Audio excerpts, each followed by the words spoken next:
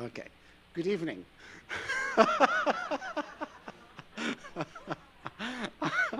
I am delighted I'm delighted to be the host tonight for Professor Dana Nelson's talk on on democracy. The President Democracy and Permanent War. Um, Professor Dana Nelson is the Gertrude Conaway Vanderbilt Professor of English at Vanderbilt University and a prominent progressive advocate for citizenship and democracy. She is notable for her criticism in her books, such as Bad for Democracy, of excessive presidential power, and for exposing a tendency by Americans to neglect basic citizenship duties while hoping the president will solve most problems. All presidentialism, this is the theory of presidentialism. Her scholarship focuses on early American literature relating to citizenship and democratic government. She's our second speaker this year, and we are absolutely delighted to be hosting her tonight. Thank you.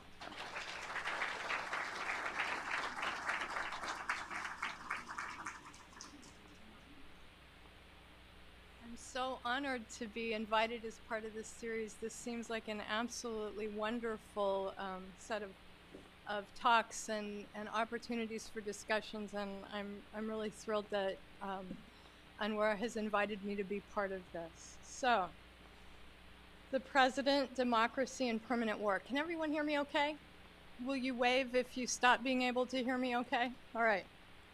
In the run-up to the 2004 presidential election, a Bush administration official told New York Times reporter Ronald Susskind, quote, "We're an empire now, and when we act, we create our own reality. And while you're studying that reality, we'll act again. We're history's actors, and you, all of you, will be left to study what we do," end quote. This comment was received both as the administration's assessment of the intellectual left and as a window into Bush's executive philosophy. Many believed a new president might eschew such unilateralism. But these comments draw on a deep and relatively unnoticed tradition in U.S. political history and government of aggressively expanding executive powers. This expansion has come at times through the ambitions, machinations, and moxie of individual presidents, some of them impressively gifted leaders. But it has also come through the active and passive consent of citizens, Congress, and the Supreme Court. The president has come to symbolize both our democratic process and our national power. Citizens see him simultaneously as democracy's heart and its avenging sword. That trust, trained into us from our earliest days in school, reinforced by popular culture and by media, makes us want to give the president more power, regardless of the constitutional checks and balances we also learn to treasure as school children. It's not particular presidents, then, in my argument, who are a problem for democracy. It's presidentialism. Presidentialism describes the symbolic power that works unconsciously on citizens and the institutional preeminence that office assumes within government. Though the hallmark of constitutional government is the checking function of the three branches, the fact is, when we talk about democratic government, people think of the president. Legislatures and courts are factually more likely to assist than to impede the president, but on the rare occasions when they do, these branches are often cast as interfering with the power of the president and the democratic process. Baldly put, then, presidentialism is bad for democracy. It's bad despite the particular virtues and leadership skills of some presidents. First, presidentialism works against people's civic cultivation of democratic skills. It trains us to want the president to take care of democracy for us, instead of remembering that democracy, properly defined, is our job. We're the sovereigns. Presidentialism, secondly, trains people to see democracy as both being led and symbolized by a single person, a strong leader standing for strong consensus, leading us to overemphasize democracy as unity. This ideal makes people fundamentally uncomfortable with disagreement I want to say this clearly, disagreement, one of the most important motors for political freedom and agency. And it keeps us from realizing that a decently functioning disunity can provide better solutions and create an even stronger polity. And thirdly, and most importantly, presidentialism accommodates citizens to war culture. It encourages people to see democracy as a winner-take-all endeavor in world politics and in the domestic sphere. It teaches citizens to see negotiation and compromise as the weakness and not the strength of democracy. Citizens' civically trained desire to see the president as the most powerful man in the world has had the effect of allowing individual presidents steadily to increase the power of their branch, most recently in the aftermath of 9/11, when Congress gave to the executive their own branch's right to supervise war powers. And that's a constitutional power that Congress has not in fact exercised since December 8, 1941. In this sense, presidentialism is colonizing democracy for its own powers and aims, depending on citizens to keep believing that the executive's power lends us strength instead of recognizing that the truth is exactly otherwise. So tonight I'll describe how presidentialism invidiously promulgates war as a structure of democratic feeling. First, I'll examine how the military presidency has recreated democratic politics as war. And second, I'll show the traction an extraordinary theory of executive power has been able to gain within our militarized political culture. Did I just lose? I don't see, I turned it off. Actually, I think when I turn it back on, we're fine. Yeah, no panic. I like to panic, but over real things. So section 1 is the mystique of the commander-in-chief, or politics as war by other means. The framers borrowed the term commander-in-chief from a title granted to colonial governors in the 17th century. They so designated the president in Article 2, Section 2, to ensure the nation's forming military would be under civilian control. Commander-in-chief is not only a hollow title, it's a civilian title. They explicitly rejected influential theories of European legal and political philosophers like Blackstone, Montesquieu, and Locke, all of whom insisted that war powers were always an executive privilege that should be hindered neither by legislative bodies nor by law. Quite differently, those who built the United States Constitution designated the numerous powers of war exclusively for the lawmaking branch. The power to declare and to fund war, and the other associated powers you see here. Only one participant, Pierce Butler of South Carolina, who maybe or maybe not coincidentally is the author of the Fugitive Slave Clause in our Constitution, proposed giving these powers to the president. Sternly rebuked by Elderbridge Gerry of Massachusetts, who exclaimed, "I never expected to hear in a republic a motion to empower the executive alone to declare war," Butler saw his motion wither without a second. As Supreme Court Justice Joseph Story would later elaborate, quote, "War is sometimes fatal to public liberty itself by introducing a spirit of military glory which is ready to follow wherever a successful commander might lead," end quote.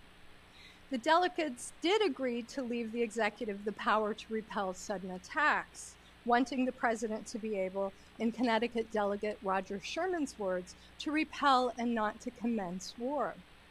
They carefully divided the power of command from the power to decide, quote, whether a war ought to be commenced, continued, or concluded. Those are Madison's words. Despite the framers' caution, it has been through war powers that the executive branch has posed its most successful claims to expanding powers, starting with Lincoln and developing commandingly over the course of the 20th century. This is a long story. I try to tell it in my book. Tonight, I'll focus on the coordination of executive power with militarism and war since Reagan. When Reagan took office in 1981, he moved to remedy Jimmy Carter's homespun dressing down of presidential authority. One of his key innovations was to begin returning the courtesy salute to Marines standing guard for a president disembarking from Air Force or Marine One.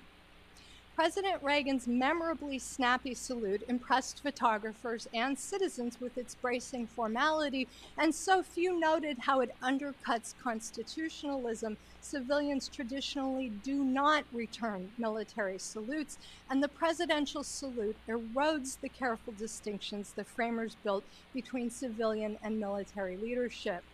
Reagan did, of course, serve in the Army Enlisted Reserves during World War II, a service the military symbolism of his funeral richly commemorated.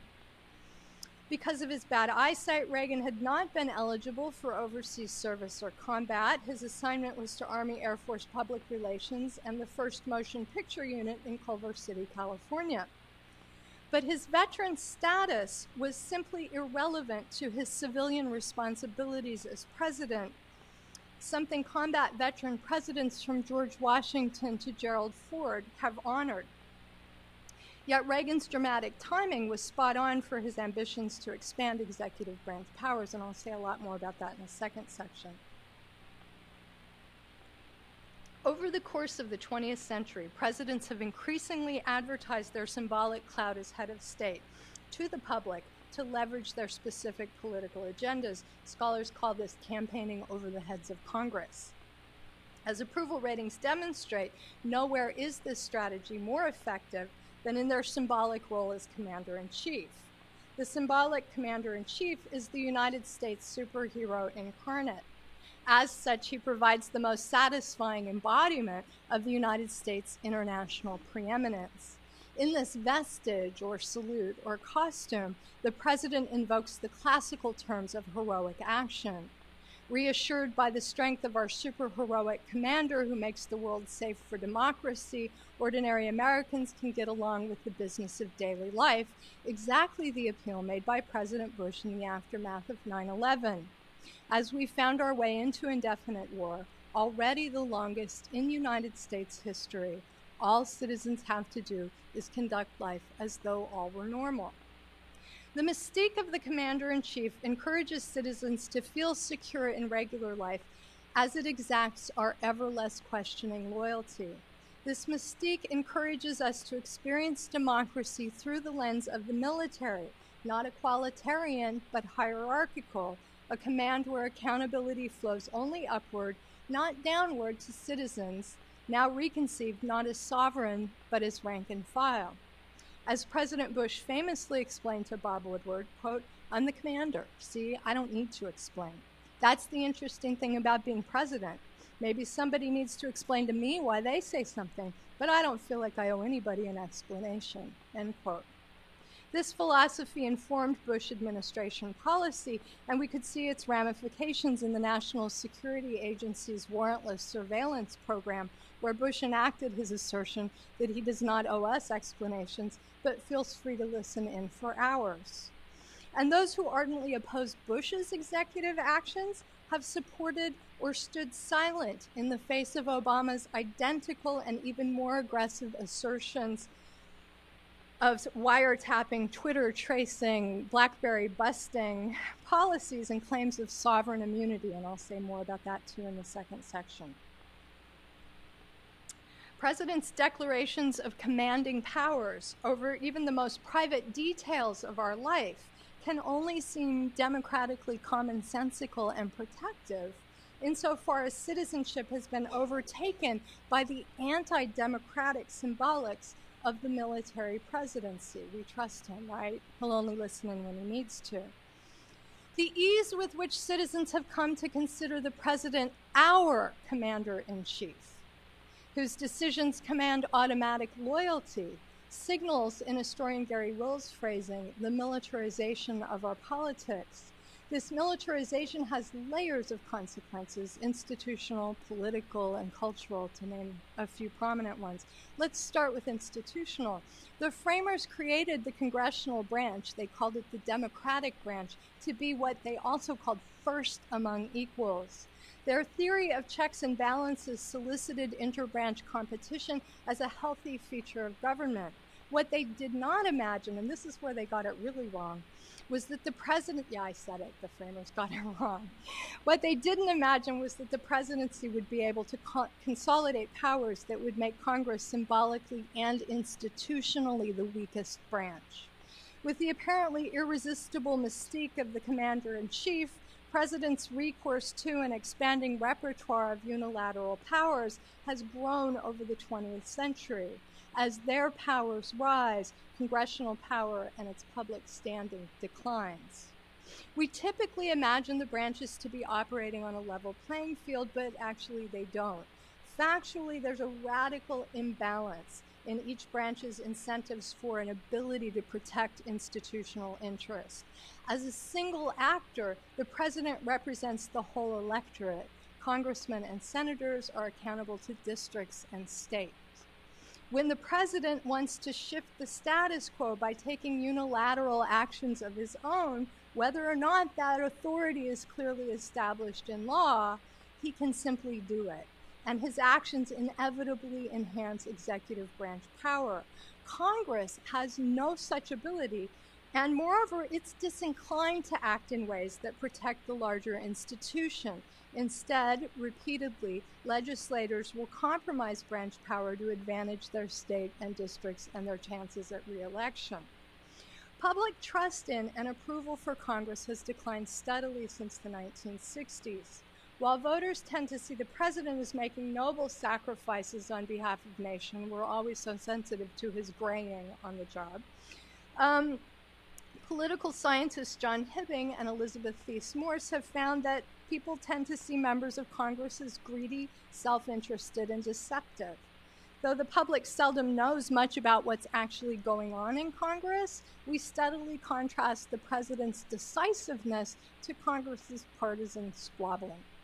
And so Congress usually supports unilateral executive maneuvers, even though it costs their branches power.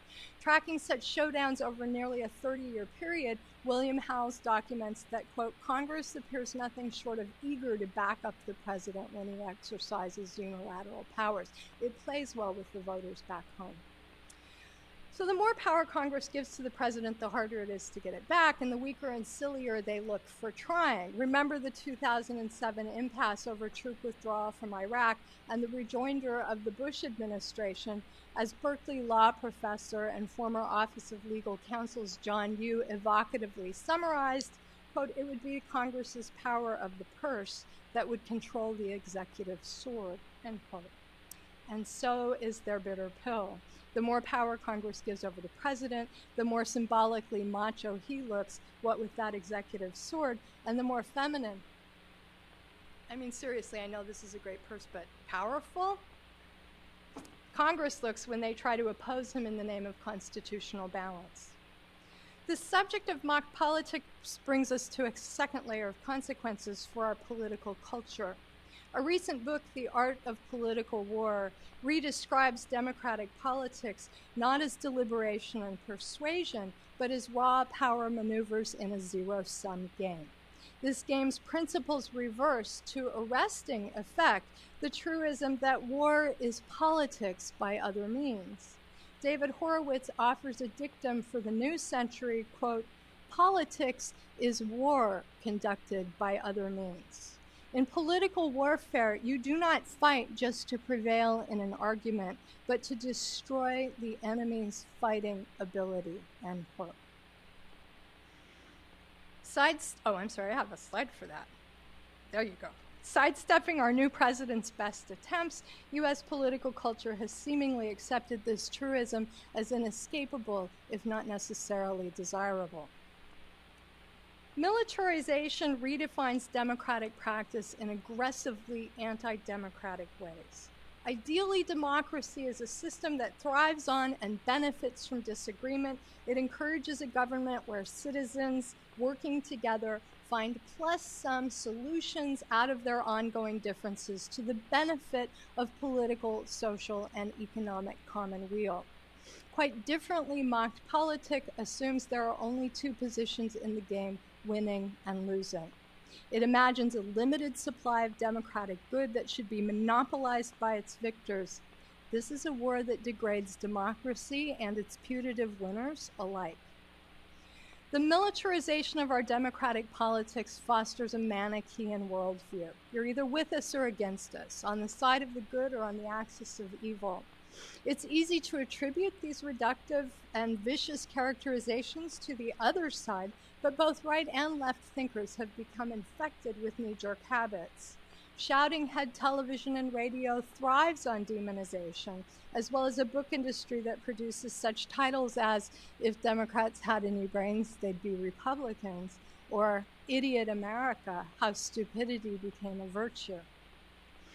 These actors overdraw political difference, insisting that your hero is my villain, which helps explain opinion polls that, for instance, at the end of September, tracked Obama's approval rating at 11% among Republicans and 77% among Democrats.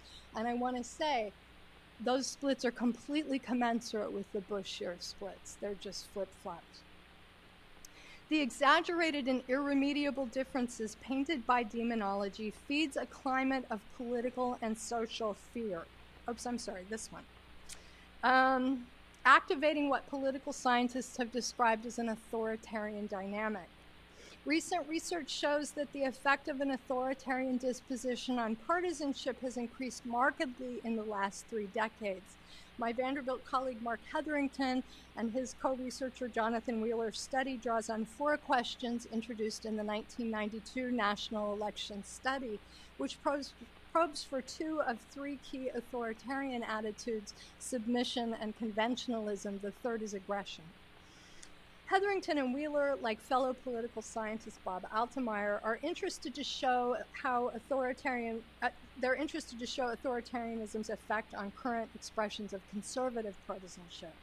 Others caution that it's important to distinguish between the authoritarianism that is situationally manifested by those predisposed for whatever reason toward authoritarianism and the only apparent authoritarianism of some kinds of conservatism.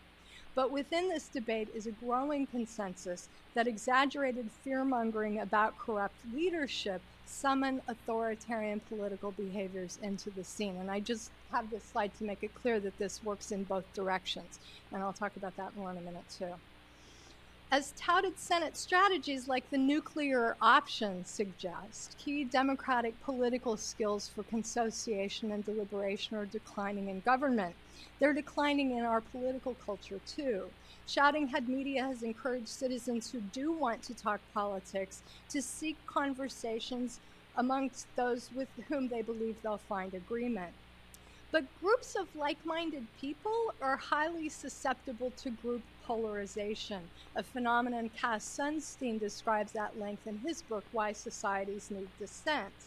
In settings where groups share basic leanings or opinions, deliberation tends to radicalize, not moderate, the opinion of the group, and individuals within it, polarizing rather than moderating opinion. Democratic deliberation needs civil injections of diverse opinions, different expertises, and diverging institutions that support dissent. But politics as war strangles our ability to imagine a richer, more active, and productively dissensual democratic community. We can't say that the mystique of the commander-in-chief causes all of these ills, but we can say his macho symbolic presence boosts them. Finally, politics as war spills over into our daily lives. It has spawned culture wars and what sociolinguist Deborah Tannen calls argument culture, an antagonistic manner that assumes all difference to be oppositional. Argument culture encourages citizens to approach every subject as though it were war, producing slash-and-burn argumentative styles and a winner-take-all attitude toward discussion that can inspire irrelevance and even dishonesty in routine interaction. Some people relish argument, that much is clear, but those who have intelligent qualifications to contribute to debates and yet dread the war of words withdraw, and with them go vital, enriching insights. These layers of institutional, political, and social consequences to our Civil War culture are mutually reinforcing. Their downward spiral pulls us further away from being able to revitalize or even to imagine a functioning process of democratic citizen self-governance. The deeper we go, the farther we are away from being able to remember that democratic power is our power. It's what we delegate to the president and not the other way around. So Section 2, the unitary executive in the state of permanent war. In this context, the one I've just been describing, an extraordinary theory of executive power has quietly ascended, one that explicitly overturns democratic power, our power, in the name of democracy. In the second section, I map the theory's invention under Reagan, the steroidal boost it enjoyed during Bush's years in office, and its ongoing support from our current president. In ways that were simply unprecedented, Ronald Reagan moved from early in his administration to take wide-reaching control of the executive branch. Reagan administration officials, in coordination with the Heritage Foundation and Federalist Society lawyers, began elaborating a broad new model of presidential power, the unitary executive, which aimed to rein in the regulatory state and entitlement spending, to lower taxes, and to win the Cold War by boosting defense spending. Drawing on a model for unitary corporate leadership, where the CEO also serves as the chair of the board, and advocates for this controversially insist that unitary corporations outperform those with divided board and company leadership. And the controversy is really kind of between the United States and the rest of the world.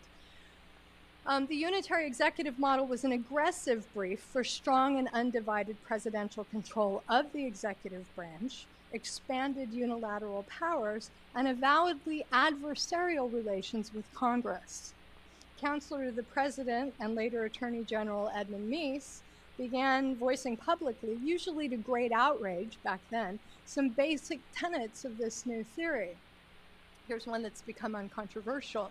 He insisted, for instance, that the president had the power of non-acquiescence to Supreme Court decisions, that the president had a right co-equal with the other three branches both to interpret and decide on constitutionality, and that consequently the administration had the right to disregard laws. That was controversial back then. Despite loud protests against particular manifestations, there was little formal register of unitary executive theory per se during Reagan's presidency, as members of his administration and conservative legal professionals worked to provide it with constitutional cover. There have been thousands of pages of this kind of cover published, and as an historian I can tell you I really have nothing but contempt for it. It's been published largely in law reviews and journals, and as far as I can see there are no historians on the boards of those journals, or they never would have hit print. Drawing deceptively on convention debates about whether the presidency should be limited to one person, the framers' term for this was unitary, or should involve three people, one from each national region, their term for this was plural. Federalist Society legal scholars like Stephen Calabrese and Christopher Yu have insisted that the framers intended the adoption of their late 20th century corporate model of hierarchical executive power from the nation's very beginning. Rejecting Madisonian models for branch collaboration, scholars and policymakers supporting the Unitarian ideal resurrected the rejected ideas of pro-monarchist Alexander Hamilton, foregrounding his advocacy for giving kingly powers like prerogative to the president, to suggest, again deceptively, that all the framers endorsed prerogative powers as a way to ensure executive energy. This preemptive model of presidential powers was charged with growing contempt from the business community for Congress's supposed inefficiency and for the way it roadblocks leadership, what has historically been known as checking and balancing. Repudiating the constitutional model of separated branches with shared powers, this model argued, for instance, that Congress had no right to create independent administrative agencies because they exercise executive power outside the control of the president. Operating on the theory's principle that presidents usually get to keep the powers they seize, political scientist Ryan Barrylow calls this venture constitutionalism, which is a term I love. Reagan used executive orders to create policy couldn't move through Congress on family, intergovernmental reviews of programs, and eminent domain. And as subsequent congressional hearings would reveal, Reagan also secretly used national security directives, which historically have been aimed at foreign relations, to accomplish domestic aims. As political scientist Philip Cooper summarizes from a General Accounting Office study, quote, there were as many Reagan orders that had a domestic impact as there were with a military impact, and even more than with a foreign policy impact, end quote. Reagan expanded the use and aims of presidential signing statements. As many have observed, the use of signing statements has escalated radically since the Nixon era. Christopher Kelly documents a total of 994 from Washington to LBJ, George Washington to LBJ, 1,103 from Nixon to Clinton. The trend began to look exponential. During his presidency, George W. Bush issued signing statements challenging over 1,100 provisions of federal law. Obama, who as a candidate promised not to use them, has at least slowed down this trend to date, issuing challenges to 19 provisions of laws passed by Congress, a slowdown which actually may have more to do with a pretty concerted congressional pushback against the use of signing statements than with his own decisions. Under the unitary executive theory, presidents now act as though these signing statements have the force of law, that they're not simply commentaries on laws they're signing into effect, but that they actually reshape the law that's been handed to them by Congress. And in effect nullify key provisions of legislation and exercise what the Supreme Court has explicitly disallowed, which is a line item veto. The practice became controversial enough in 2006 that the American Bar Association denounced it as presenting, quote, grave harm to the separation of powers doctrine and the system of checks and balances that have sustained our democracy for more than 200 years. Reagan's presidency profoundly reoriented theories about presidential power. We went from having persuasive presidents, which was a long theory that it was the president's job to persuade Congress, to having something altogether different after Reagan. Every president since has worked to uphold and to grow these powers. And I have a lot to say about that in my book, including about Clinton. But I want to concentrate here on the unitary executive's most outspoken proponent. Republican Party nominee George W. Bush was heralded by the corporate community in the run-up to the 2000 election as the nation's first MBA president. With one of the most prestigious business school degrees in the United States, Bush's family, education, and career pedigree promised to continue the project of transitioning the political into the corporate state. Corporate America would not be disappointed. Unitarians were similarly hopeful that the president's CEO style would deliver for executive power. But given Bush's platform as a compassionate conservative and the tumultuous circumstances of the court-blocked Florida recount by which he came into office, analysts predicted his early presidential demeanor would be conciliatory, figuring he would need to build credibility on the job and govern from the middle. They were famously wrong. He began with a salvo of executive orders, including the creation of a White House Office of Faith-Based and Community Initiatives, the reclassification of presidential materials that had previously been made publicly accessible, altering scholars as well as the public's access to presidential records, and deepening the realm of presidential privilege beyond the immediacy of the president's years in office, and finally, reversals of Clinton policies on the environment, labor, and health. Thus, many observers were surprised by the Bush administration's defense of Clinton's late-term executive orders that set aside thousands of acres for national monuments. But Solicitor General Ted Olson's arguments before the Supreme Court, suggesting the court had no standing whatsoever to challenge the president's orders, beaconed the Bush administration's commitment to a beefed-up unitary executive. The attack of terrorist radicals on the World Trade Center and the Pentagon in September 2001 authorized President Bush to take on the mantle of Commander-in-Chief.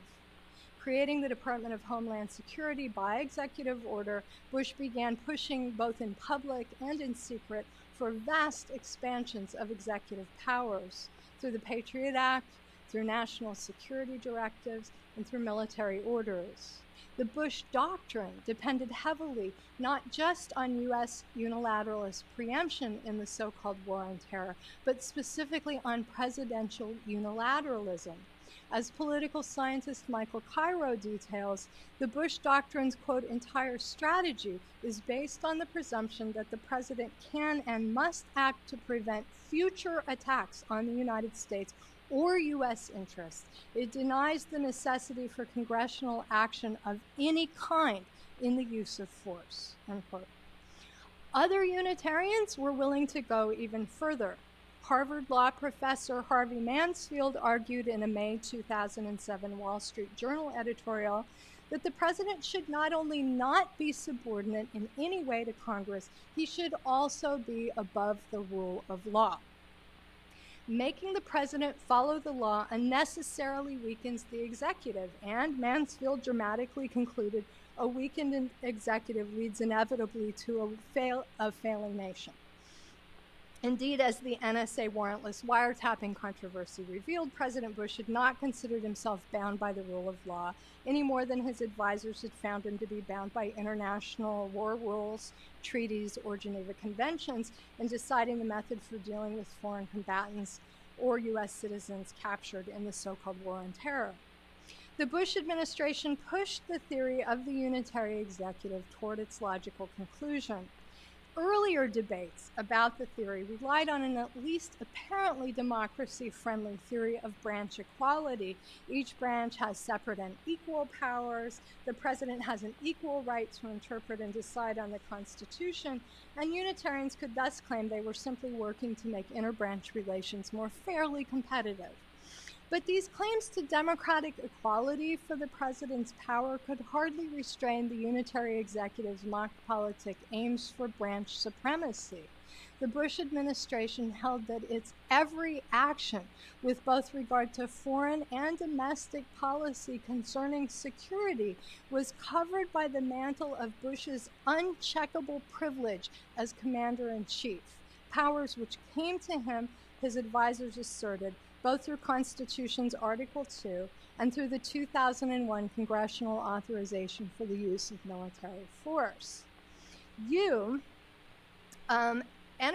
energetically advocated for the legality as well as the necessity of these unchecked powers, and in a 2002 Chicago Law Review article, he mapped an explicitly monarchical genealogy for presidential war powers. You may think we had a revolution to overthrow the power of the king.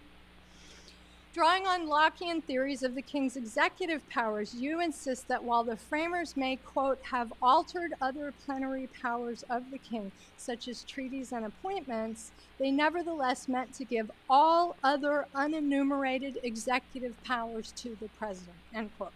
In other words, the very fact that the framers did not say they were giving monarchical powers to the president in the text of the Constitution is for you good enough evidence they intended for him to have them. Now, identifying these claims as laughably bad history and horrifying logic is simple enough, but we should wonder why Unitarians are willing publicly to argue for granting a king's power to a democratically elected president. Are Americans really hungry for a king? Or maybe unitary executive proponents are just betting we've become so enamored of the idea that our president should really have enough power, we might be willing passively to acquiesce to the idea that the most powerful man in the world should really get to have the powers of a king. There's my laugh line. Some reject alarmism, arguing that, it's so much fun going through banks of presidential pictures. I could do it forever. I have such a huge collection.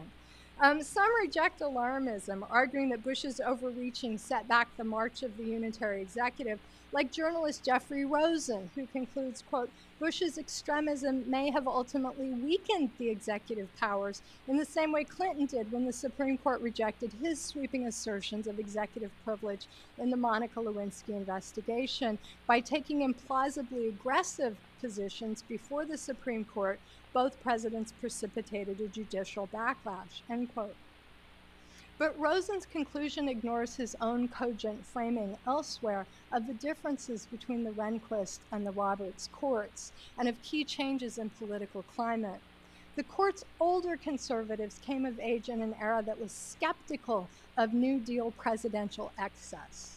Its new conservative jurists, like Roberts and Alito, were educated in a period when conservatives began to see the executive as the only force that could wrest their ideals from the machinations of big government Democrats, liberal courts, and a sprawling federal bureaucracy. This generation of conservative jurists takes the executive branch's hostility toward Congress as credo. It is this ingrained hostility to democratic governance that leads Justice Department lawyers advising both Presidents Bush and Obama to argue the president has the same powers as the British monarch to suspend laws passed by Congress. These advisors have built onto the right granted to presidents since Youngstown Sheet and Tube v. Sawyer in 1952 to act unilaterally in the face of congressional silence on an issue, a new level of entitlement altogether, concluding that the president has the right to act unilaterally even when clearly opposed by Congress and law. This new arrogant assertion of executive supremacy is what Professor Mansfield offers in his case for the strong executive, and that's that 2007 Wall Street Journal editorial. You should read it. It made no register on, people did not protest this, so let me give you reasons to protest. There he redescribes our constitutional government in new terms altogether, insisting the essential checking contest lies not between the three branches, but between, quote, the strong executive and its adversary, the law. Our Constitution, according to Mansfield, provides for one-man rule. That's his term. Insofar as the Federalist proponents designated the president as the government's source of energy. Hamilton, Madison, and Jay say that in the Federalist Papers. The fact that this language is not in the legal document of the Constitution does not trouble Mansfield. This is a war on democracy, the sovereignty of the people who agree that we will govern ourselves together under the law in the name of democracy, because we all vote for the president, right? So that means he gets to be the wisdom that leads us. And its success depends on citizens embracing the idea that our president should get to win every war. This battle's success depends on, in other words, war as a state of democratic feeling.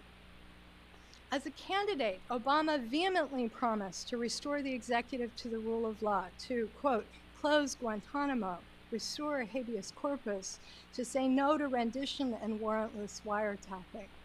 Go ahead, cry over that list. He urged that democracy was not war, neither abroad nor at home.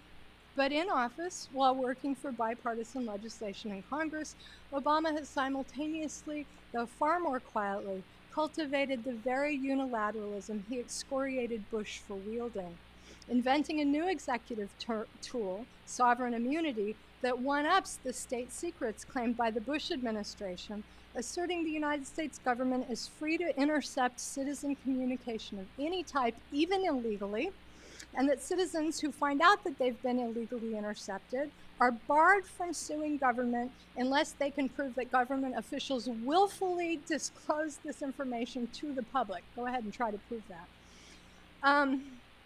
More breathtaking is his administration's response to Nasser al-Awlaki's lawsuit, asking the court to enjoin our president from ordering the assassination of his son, a United States citizen, with no due process. The Department of Justice's Saturday midnight filing stipulated that the president has the right to sentence citizens to death without charges, without due process, and that his decisions about whom to kill and why they should be killed are state secrets and therefore unadjudicable by any court. Obama is asserting, in other words, precisely the checking contest that Mansfield poses between the executive and the rule of law. This one I love. This is a George H.W. Bush White House lawyer, but he's one of the most vocal proponents of expanding executive powers. And I think if you can make him sick, that's saying something.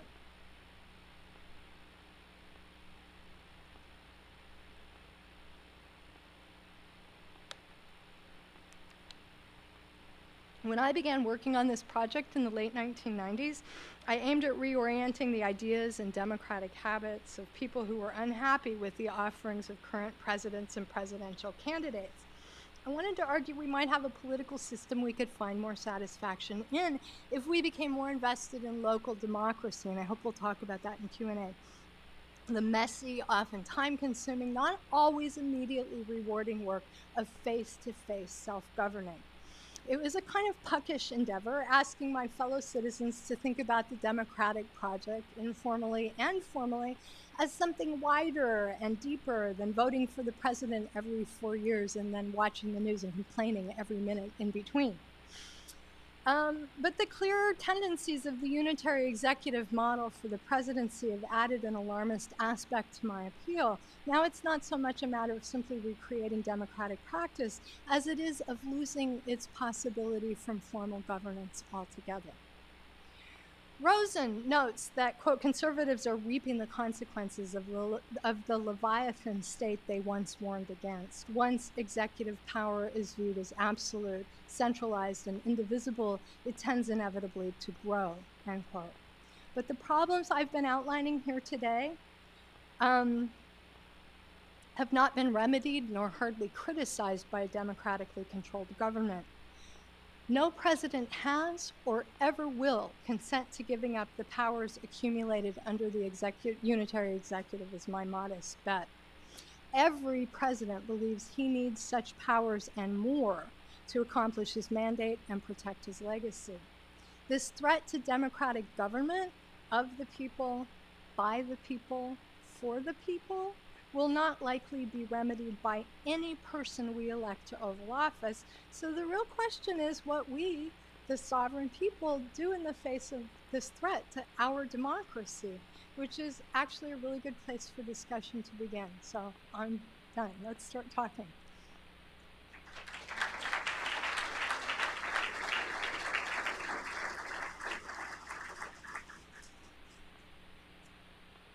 Love to entertain questions and conversation. Sir? Oh, we're gonna Phil Donahue it.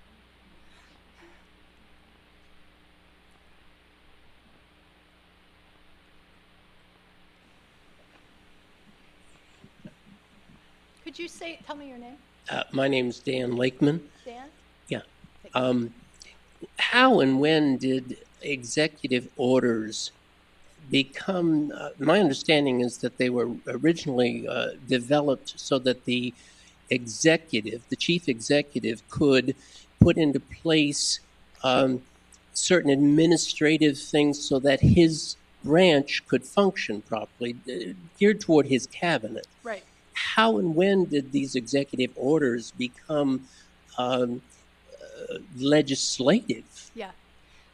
That's a good question, and it's a slowly and long developing story. It starts with Lincoln. It expands in the 20th century. There was a wonderful Supreme Court ruling in 1936 where Justice Story pronounced the president the sole organ of government in foreign relations. And that ruling, and it oddly was a ruling on a case that had nothing to do with these questions, but Story was a big advocate for executive powers, and so he snuck that into a ruling, and then it became the platform on which the president was able then to start acting unilaterally without pushback on foreign relations, and it's just been growing and growing ever since. And as I say, we're so passive about it. You know, we love the idea that the president is decisive and strong. And in effect, it obviates the Congress. It obviates. It essentially makes the Congress worthless if the president can go ahead and make the laws with executive order and also use the signing statements. That's right. Yeah. So it is more and more creating one-man rule, and it's more and more making Congress look like a little toe, a kind of atavistic appendage that, you know, just it's annoying. It gets broken all the time. It gets in the way and messes up our balance. But this is another thing the framers didn't anticipate. They left Section 2 deliberately vague, and many scholars speculate that's because they knew they wanted George Washington to be president, and they just kind of trusted him. but it didn't leave us any clear legacy for how that office would develop over time. And presidents have used the vagueness of Section 2 from George Washington forward to push and push and push for more power. Thank you, and thank you for your lecture. Thank you, Dave. Who's next? Hi, I just wanted to thank you, first of all, Whitney, right? yes, Thanks. Professor Nelson, for coming to speak to us about this topic. And I do have a question. I definitely agree with your point that Americans have become increasingly more complacent, almost to the point of ignorance, with each passing generation, with matters concerning democracy. And I do think, though, that not only is the executive branch to blame, but also I see even the legislative branch as equally to blame. You're probably familiar with the term of the Iron Triangle, which includes the executive office, the congressional committee, and a corporation. And it's manifested itself in the past in terms of the military-industrial complex or the Wall Street bailout of 2008. And I really see it as creating an impetus and the democratic process of the people. And I wanted to know your opinion, or if you see any way to overcome that kind of ironclad wall that the people face, because it's definitely way bigger than you and me. Yeah. Well, Matthew Crenshaw and Benjamin Ginsberg have a wonderful book called Downsizing Democracy. And one of the things they trace in that book is that, immediately after the invention of democracy, nation states began working for ways to minimize the input of the people. And, with the changes in law that have happened since the 1970s and the growth of lobbies, and especially the corporate lobby, it's harder and harder for regular citizens to figure out how to have a meaningful input into democracy. There are some historians, contra Gordon Wood, who actually argue that this was structured into the Constitution. An equally influential historian, Woody Holton, has argued that the Constitution functions like an invisible fence. It promises democracy. How many of you have dogs and invisible fences? So it's an electronic barrier. It doesn't look like a fence, but dogs get zapped if they try to cross it, right? And whether or not that analogy is, as legitimate in the 1790s as it is now, certainly it's really hard for people to figure out how to have input into daily models of governing. So I talk about this in two directions in the last chapter of my book, where I present, in the main, a lot of other people's really good ideas about how we take back democratic power. One is formally. There's a terrific book by Kevin O'Leary called Saving Democracy, where he actually proposes that for each congressional district, we create a council of 100 citizens. And he has two models for this plan, right? In the first model, the citizens would just be advisory to their congressperson. So it would be a place where you could actually have deliberated public opinion, as opposed to the kind of knee-jerk public opinion sampling when they call you up and ask you which cookie tastes better, right? The chocolate one or the peanut butter one. It would give citizens a chance to really think through things together in their own district, and then have that represent public opinion to their congressperson. But in the more interesting model, the one I like, these councils would actually become a fourth branch, and they would have the right to propose legislation and to veto legislation. And the interesting thing about that is that it puts federal democracy so much closer to the average citizen. He actually proposes you could be elected by lot, right? Sort of like jury selection. You'd get a 3-year term on your congressman's council. And I love that model, frankly, but some people think I'm crazy for that. I think running 100 elections every 3 years would drive everybody bananas. So I just say, call us up for duty. Most of us don't meet our congressional representatives, but you'd be really likely to know a few of those 100 people, and you'd be likely to have a chance to serve yourself. So that would be one way we could play games with the game of representative democratic government, to involve citizens more actively in ways that, early framers like Thomas Jefferson was really trying to build enthusiasm for in the early nation. But the other way is to remember that democratic, our federal government is not democracy. It's a government built of institutions that were designed to support democracy. We don't for a minute, I say this in my book, and it's actually stolen from Doug Lummis, who I think is a wonderful thinker on this subject. We never for a minute imagine that peace treaties are the same as peace. So why do we think that government is the same as democracy? Democracy is much bigger than any government structure we will ever build. Democracy is a spirit, an energy, an activity that we have to nurture amongst ourselves. And we have to do it by committing to the hard work of dealing with our differences amongst ourselves in the home, in the workplace, on the streets, as well as in the halls of government. And so there are lots of informal ways we could actually commit to this process of revitalizing democracy that won't necessarily admittedly deal with the iron triangle problem on the face, but could really redirect some energies away from it and pose alternatives to it. I think we're an enormously inventive people, and you can see that in so many places. Not just in the United States, but all over the world on the internet. There are so many really thriving, leaderless, open systems that I have to believe that if we really started putting our shoulders to the wheel of reinventing our democratic project as a leaderless project, as one that we lead together, that we could do really amazing things. People are doing really amazing things all the time. And so figuring out how to harness that then, I think is the exciting proposition. Does that answer your question, Whitney? Great, thank you. Sir? Can you tell me your name? George, thank you. Hi, I'm George Schumann, and I was wondering, as a corollary to the way you've masterfully laid out the evolution of the degradation of our citizen powers or rights, if the whole concept of accountability isn't really directly tied into that, there seems to be a cultural aversion almost, or at least a trend towards not taking personal responsibility.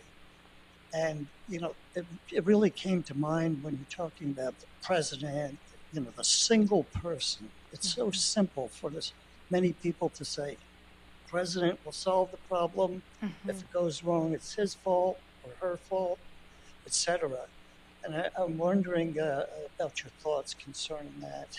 Yeah, I think that's a great question, and it goes back to something I was thinking when Whitney was asking her question, and I didn't get around to saying, which is, I think a lot of this is about embracing personal accountability. And so that said, on the one hand, I think that is a strong and energizing argument.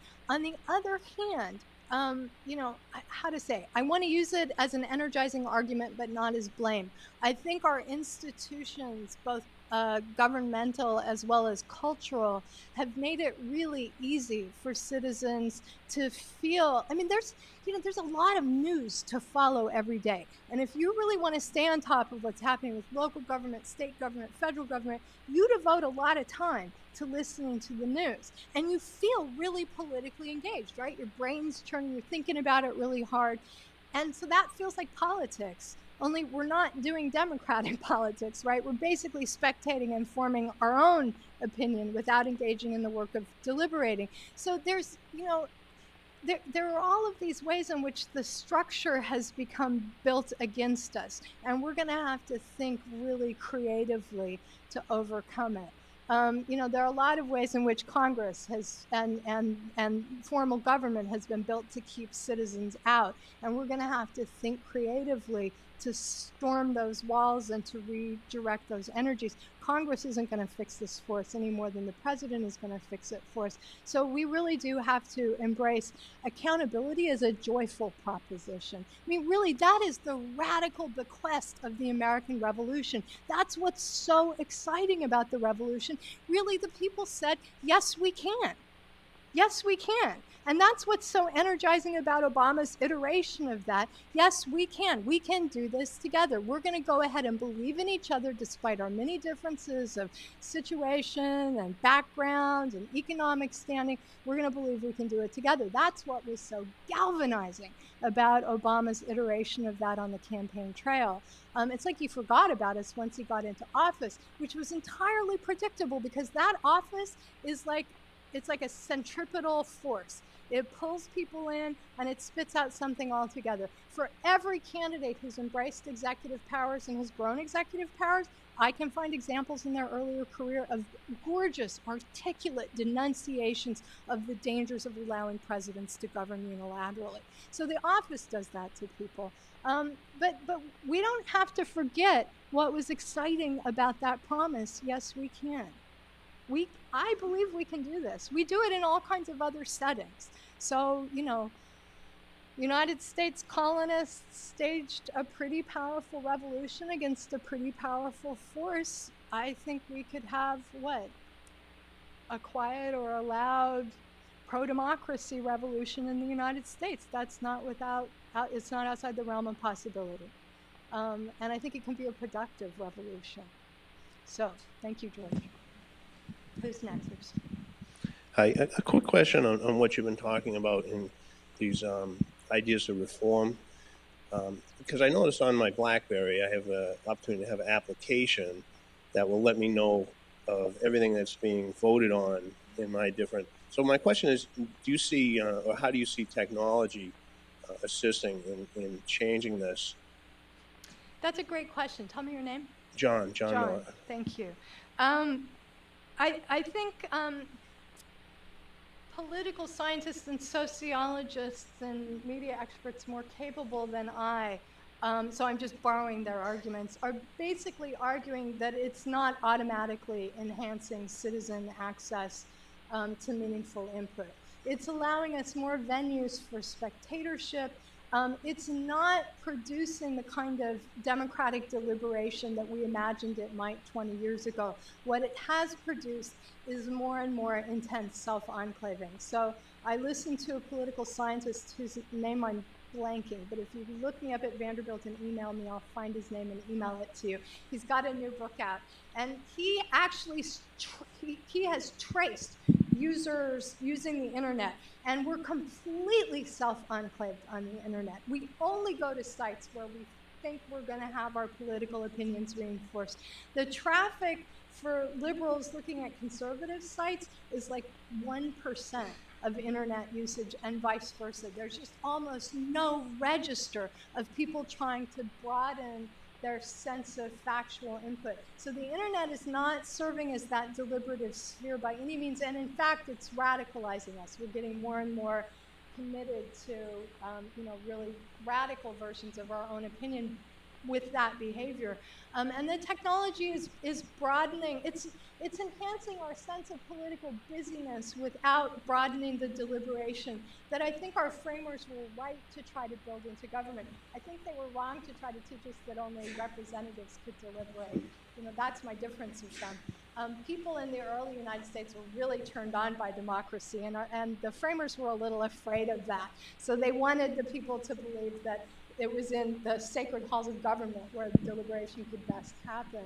And that's why Woody Holton says from the beginning it's been a little bit of an invisible fence. So, did that answer your question? Yeah.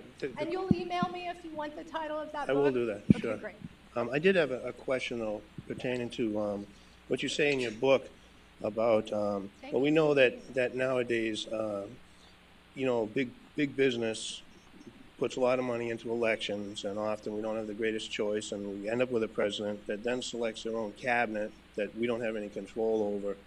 Yeah. And you mentioned, and you have mentioned, that every president, regardless of their party, is consolidating or enhancing the presidential power that they have. And so you mentioned also in President Clinton's term, his use of the system Echelon, which is another monitoring system, surveillance system. Yeah. But he also released information to large corporations to enable them to obtain and compete pretty much unfairly to get overseas contracts. Right. The question I have is, do you see in your work that one thing that may be happening is that as this trend continues, the only winners, is it fair to say that big business has been winning right along? Yeah, that's what I mean when I say that supporters looked forward to George Bush continuing the project of transitioning the political into the corporate state. Corporations now, thanks to the recent Supreme Court ruling, have more purchasing voting power than regular citizens by far. And we really, our government is not at all a democracy anymore, it's an oligarchy. And it's really working for business interests and not citizen interests. And I find that a big concern. I mean, in terms of Whitney's question, it's not just the iron triangle in form of government. It's that interplay between corporate America and world corporations and Washington power that is deeply alarming. And it makes citizens feel terribly disempowered. But if we start putting our bodies out there on the streets, there are things we can do about it. We're just really used to watching what's happening on TV and thinking really good thoughts about it, but not really getting out there and doing things. Citizens in France right now are shutting everything down, and they will get a response. And so, that's an interesting. That's another interesting recourse. I mean, we call those mobs. But you can call them citizens who are really excited about their own democratic power, too. And the interesting thing about the way presidents keep building more and more power is really, it's actually underplaying our respect for the presidency as well as Congress. The more power can you not hear me? I'm sorry. The more power they have, the more we expect them to be able to accomplish. And then the more they disappoint us and the more frustrated we get. So it actually undercuts their legacy in ways that I don't think they're fully apprehending. But the beefed up presidency is hurting the presidency these days, and not just us. I care more about us, though, than I care about presidents. So anyway, thank you. Those were great questions. My name is Cushman Anthony. And Cushman? Cushman, yes. Nice to meet you. And as you're talking, I'm remembering that I've heard some of these arguments about the unitary executive theory before over the past, say, 5 years. Yeah. And I'm trying to remember who I've heard speaking against that. Now, you've identified a lot of political scientists and historians, none of whom I know, who clearly are onto this and are writing out about what's wrong with all this.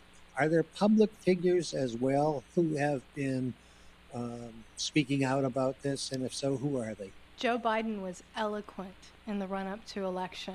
He was one of the most vocal and clear opponents to unitary executive theory. As far as I know, he hasn't said a word about it since the election. And he's actually one of the few I can think of who are speaking out against this.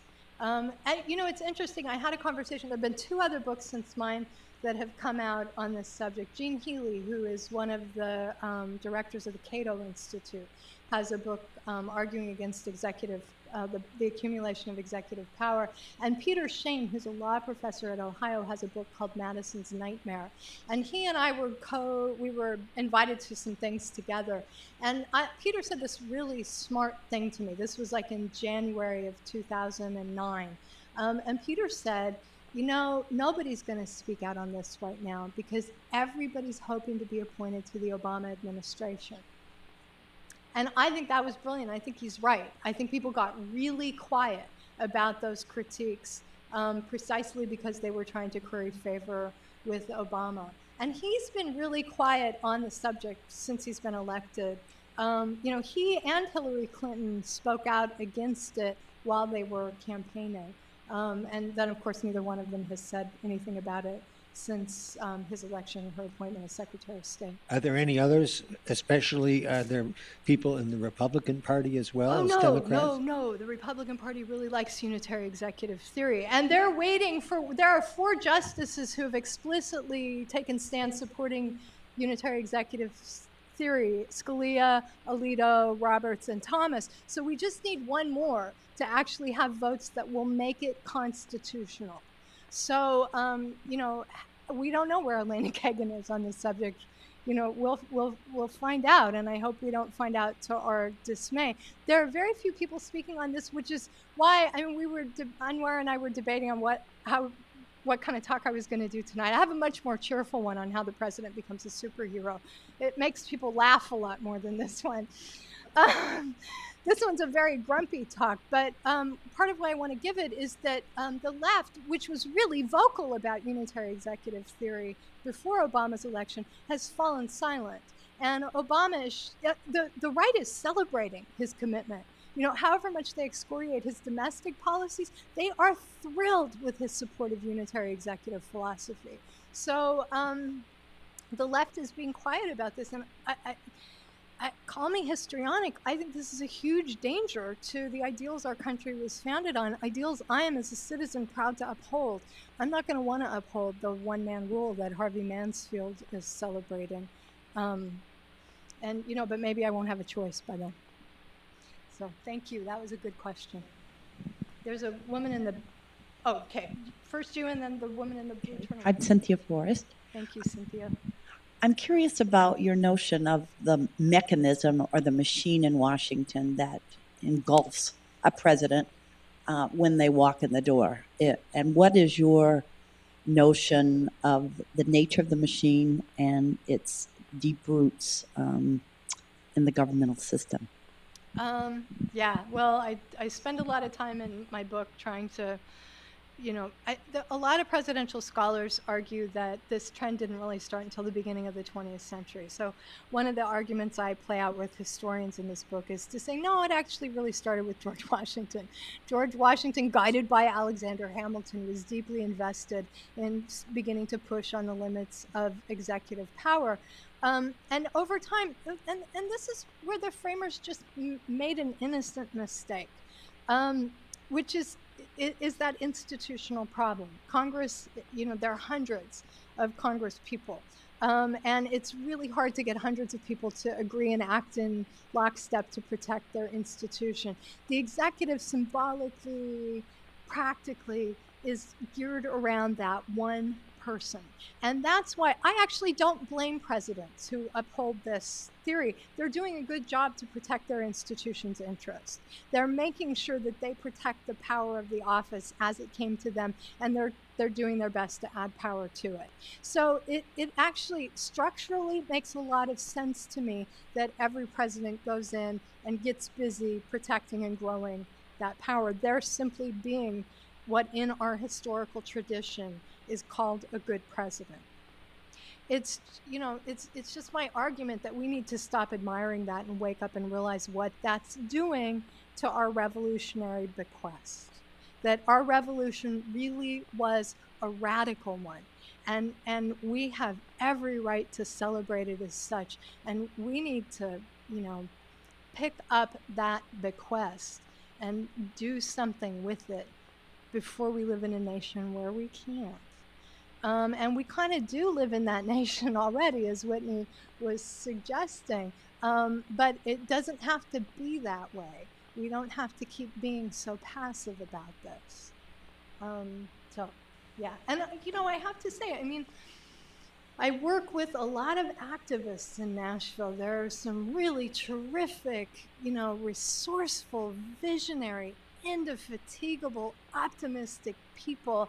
And whenever I get down about, my own research and the political realists who want to tell us over and over people don't really want to be involved in the daily work of self-governing, go hang out with my friends in these various causes. There are so many people who want to be invested in that work, who are putting, real, just amazing resources and sacrifices and commitment to keeping their shoulder to the grindstone of creating world change. And so we are doing it. We just need to harness it a little bit better for the purposes of what we call the democracy we say we're so proud of. We need to stop thinking that federal government is democracy. It's not. It's just an institution that may or may not be doing a very good job upholding democracy anymore. There's a woman in the blue turtleneck, and then I see you in the Argyle sweater. Hi, my name is Mary. Hi, Mary. You started to touch on my question. Do you see any positive signs of pushback against this unitary power and the signing statements and so forth? Oh, yeah. Yeah, there was a great rebuke to President Obama in July of 2009.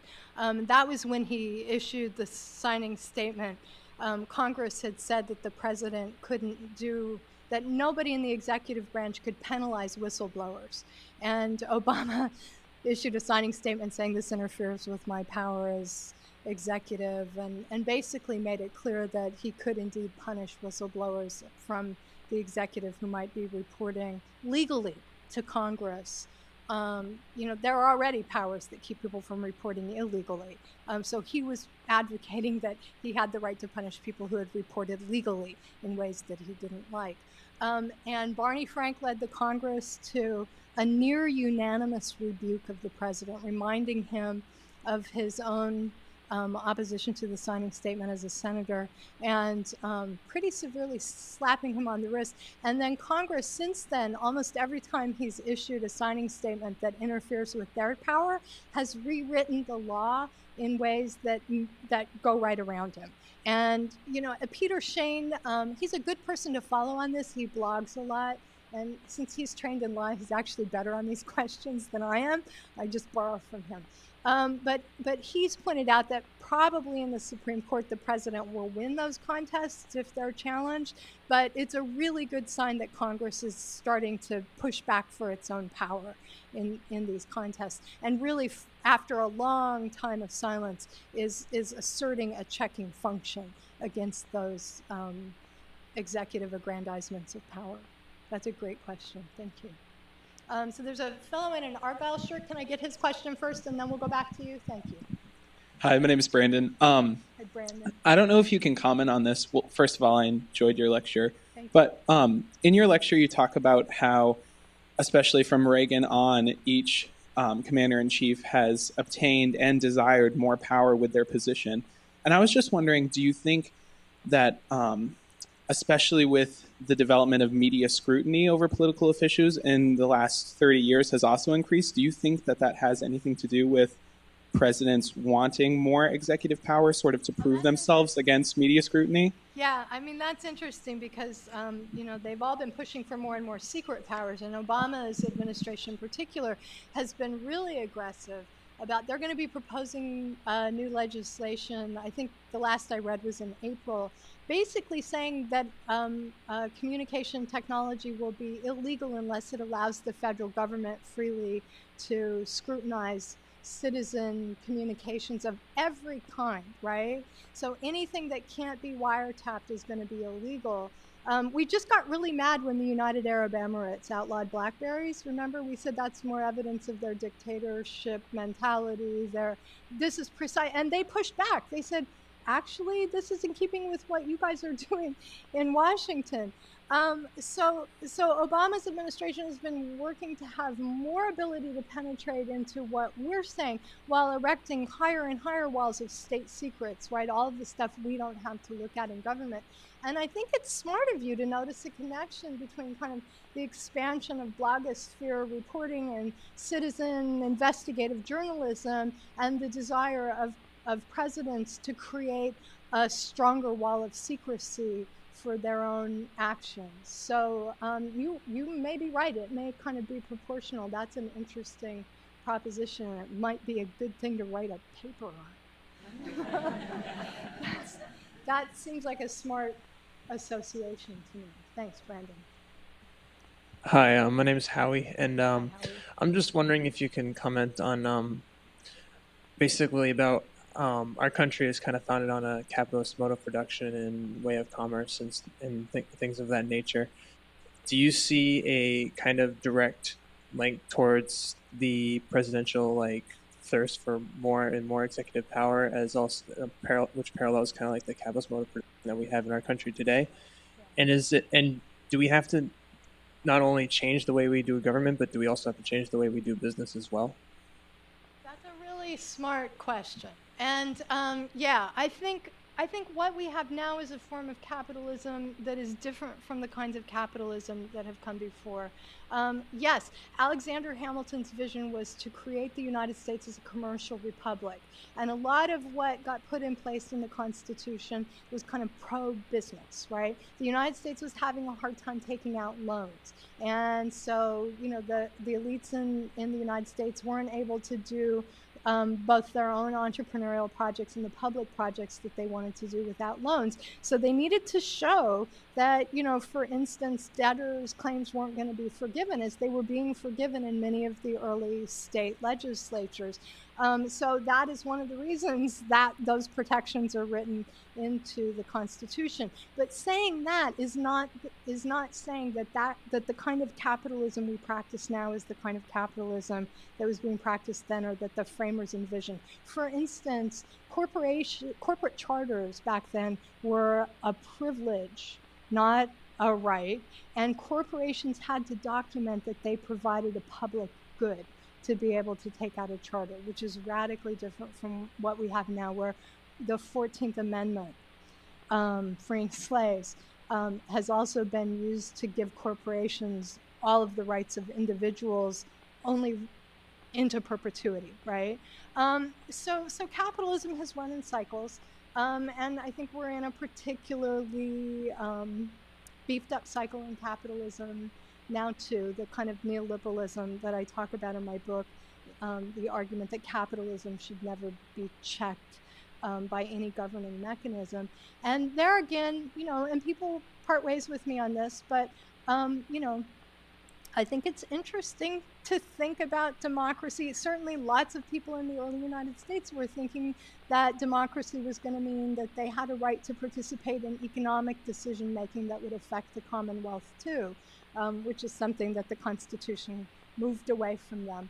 I think that is a debatable, I think it's worth debating that. And how to say. I always say to my students, they always get really upset. You're a communist. And I say, no, I think actually if we got to vote on whether CEOs get to make 2,000 times more than their average worker, if we had a vote on that, I think average citizens would say CEOs get to make a lot more than their average workers, maybe 600 times. I've actually run votes on this. And 600 seems to be the limit, 600 times more than the average worker, but not 2,000 times more than the average worker. So, I don't know how much it would, how to say. I think you're right that there's a connection between, and I say this, right, the unitary executive is a corporate model, this corporate version of the unitary executive works for, no holds barred neoliberal market models. Are those models good for the people, for the Commonwealth? I think those are questions we have the right to ask. And so I would encourage citizens to debate that, knowing that many will disagree with me. Does that answer your question? Do you want to say anything about that?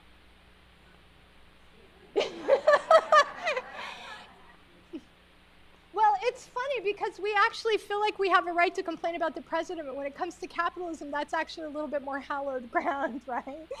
And we often don't feel that we're qualified to speak on that. And that is also an interesting difference between our moment and the early nation, when regular folks of all kinds were putting out, models for how to pay back the war debt. I mean, if you go back and look at the newspapers in the early nation, it's just kind of mind-blowing. Regular farmers would say, here's a scheme that would fix this. And so they were really participating in these debates in active, engaged ways. They didn't believe you had to be an expert and have 12 years of training at Harvard to weigh in. They really believed they had good ideas and that we would all listen to each other. That's what they believed.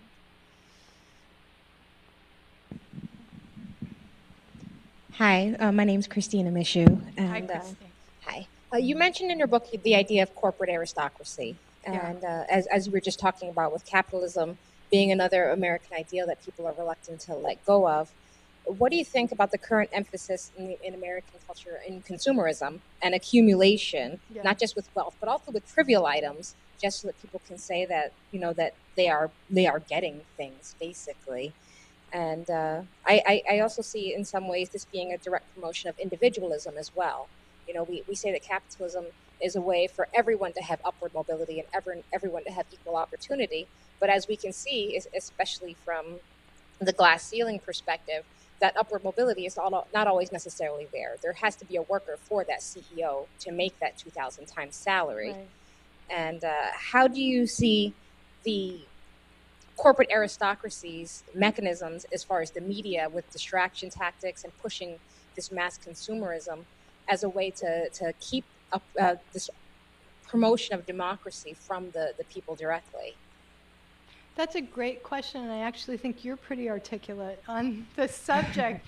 I think I'm thinking of a whole bunch of different responses to that. And I'm trying to figure out where to start. First of all, yes, alongside the kind of growth of corporate power has been the growth of consumerism in the 80s and 90s. One of the interesting things is that most people feel that they have more agency as consumers than they do as citizens. And so we're seeing lots of interesting political movements that are posed through consumerism. I will buy sustainable products. I won't buy products made in sweatshops. And so people are actually working to use the very consumerism that I think works, as you point out, ideologically to decollectivize us, to make us think of democracy in terms of our own individual interests, rather than as a commonwealth we build together. So they're using those consumer powers to push back against that and to insist that even consumerism can be wielded to build a common good. The question you're posing goes back to the very early days of democracy. I'm writing a book now called Ugly Democracy, and it's a book that argues that we tell ourselves a very bad story about the growth of democracy. The typical story is that the framers, deliberated and they didn't necessarily think democracy was the best idea for an uneducated public, and so they built us a nice representative system within which democracy was safely able to grow, thanks to them. Actually, there was a really vibrant democratic movement in the late colonies and early nation among common folk, among people who didn't leave their archives to the Beinecke, to Harvard and Yale. So it's a little harder to track down because there aren't great extant collections of papers and letters. It's also harder to track down because the form of democracy that you're describing, liberal democracy that focuses on the individual, is the one that won out. The one they were advocating for was the one that kept using words like the commonweal. Right. So they were advocating for a much more muscular form of democratic sovereignty that was non-delegable. Like, we commonly are reminded that we give up our sovereignty on the day that we vote, right? We get it only for that moment that we decide which candidate we like. And then the governing power belongs to our representatives. They believed they always had the right to be the sovereign. Mm-hmm. So they could, if their representative was misbehaving, they could go to Philadelphia and jerk him out of the halls of Congress and say, you know what? You're not representing us. We're going to put somebody else in. And obviously the framers thought that was bad for stability. Right. It's a really interesting understanding of sovereignty. And Christian Fritz is a legal historian who describes the perdurability of that understanding of sovereignty well into the 1840s in his book, American Sovereigns. They also argued things like they were not anti-capitalist. They liked capitalism just fine. But they argued that you had to have something like economic equality to support political equality. So they weren't against a market, but they were against people monopolizing land. So they were against, for instance, George Washington was the richest man in the United States when he became president. And he was wealthy because he was a terrific land speculator. And so they argued people like George Washington really shouldn't get to monopolize thousands and thousands and thousands of acres of land, but really that the land should periodically kind of get redistributed. It should be treated as a commonwealth. a commons, like water, like air, like environmental resources. The land should be treated as something that would be used to make sure that everybody had an available livelihood so that they could participate more equally in the project of democratic self-government. And that, that word, so there are some states that are commonwealths. Massachusetts is a commonwealth, Kentucky is a commonwealth. There are a handful, but it drops out of usage early in our nation's history. And I like to keep using it because it brings up the legacy of that suppressed democratic history of thinking about the democratic project as a commons, as a civic commons that we create together and that we have to guard together. There's a terrific new book by Lewis Hyde called Common as Air. This is the guy who wrote The Gift and Trickster Rules the World. He's got a wonderful new book called Common as Air, where he goes back to the framers' legacy and resurrects that idea as a usable democratic tool for today. I think part of the problem that we're seeing as well, though, is with the public school system, that was supposed to be a measure of equality, and it was supposed to help emphasize the democratic process in the sense that we were creating that educated public who would be able to participate in government. Right. And you're seeing a lot of civics education reduced and cut back, and history, is being reduced and cut back as they reduce the amount of social studies programs that are out there. And even in colleges today, you're seeing it with the emphasis on medicine and engineering and programs that they think will make more money as opposed to things that enrich you as a person. Yes, so you have to help us stand up for not-for-profit thinking. Yes. And that's what a Center for Global Humanities is intrinsically about. We have to believe in and be willing as citizens to allocate tax support for. My children don't go to school, right? So I shouldn't have to pay taxes. That is such a bad Commonwealth logic. That's an anti-Commonwealth logic. Education in not-for-profit thinking is the best fund for our Commonwealth. And so, yes, you all have to help us rebuild that logic in the United States because it is really suffering some painful agonies right now, and that Looking for Superman documentary is a great witness to those agonies.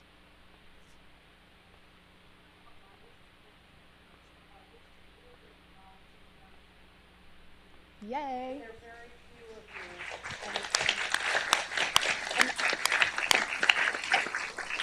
you. And I would just ask, if this is being taped, if each of us here in this room could make a commitment to sharing the information with friends and neighbors so that we can continue the discussions in our communities. And thank you again so much. Thank you. That was so sweet. Thank you. I am going to see this opportunity to end this session because it's great with these great words. And thank you so much, Professor Dana. Yes, this event is being